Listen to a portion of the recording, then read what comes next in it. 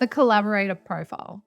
Now, before we dive into the details around how to manage them, let's look at what their needs are. Because when we have a look at what someone's drivers and needs are, we can then use that to best delegate to them and give them feedback. So, the collaborator pattern, they've got two quite high drives. Typically, you'll see quite a high patience drive. So, they like their stability, consistency. They really like the familiar working environment. And then they've also got that higher social drive. So they love to connect with other people. You'll see them being friendly and outgoing and wanting to connect with others. They've got a lower dominance drive. So you'll see them naturally being collaborative, very service orientated. How can I help you? And they need that encouragement. They need reassurance. They need harmonious work environment. And lastly, they have that lower formality drive. So you'll see them needing freedom and flexibility. They don't need too much rules and structure, and they need some flexibility in their role. Now, if we think about all that in terms of their needs, now it's like, well, how do I manage this person? So, to motivate them, you really want to make sure it's all about the team. They're really motivated by serving others. So, that could be the team, it could be the customer. You need to create that really nice collaborative environment for them and talk to them about how their efforts will help the team. They'll also like to hear things like we language. We need to work together.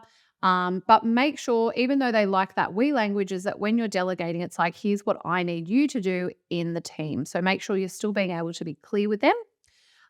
They need a stable work environment. So they work best when they know what's going to happen next. So they do like stability and consistency. They love working with familiar people. Typically, we see them being quite loyal. So they love working in a team with people they know, like, and trust, but you'll see them being quite supportive and people orientated. If you're going to provide recognition for them, they don't mind a little bit of social recognition, so in front of their peers, but they actually like that team recognition as well. Now, when you're having to provide them with direction or feedback, you can go with a little bit more of an informal style. They certainly have a level of informality to their own profile. So happy to talk at that big picture. And they might need that support and approachable style from you. So they really like low conflict environments. So they don't want to view anything as high conflict or that they've disappointed you. Because again, they definitely are more people orientated. So they value their relationships.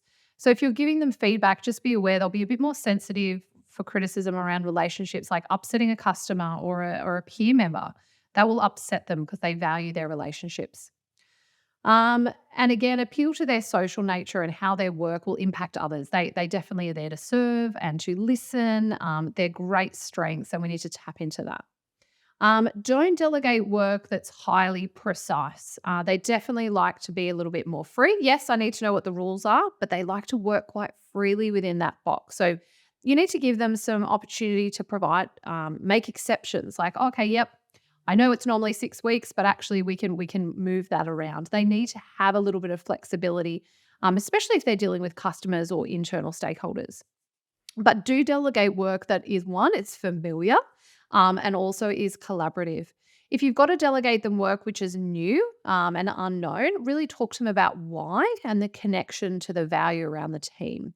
And they'll then want to see the plan. So they're definitely people who think about the future, but more from a consistency perspective. How is what I'm working on today? What will it look like in the future? They want to build a plan. So you will see them wanting to put that process in place.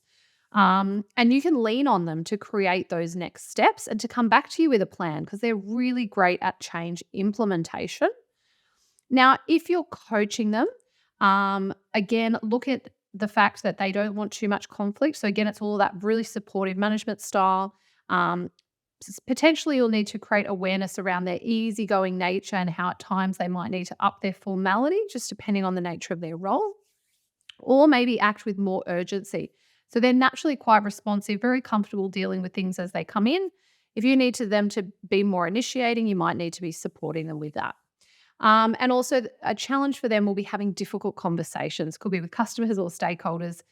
They don't want to upset people, so they'll need that support and guidance around really challenging conversations with people in the workplace. So hopefully this has been helpful on how to best manage and work with a collaborator pattern.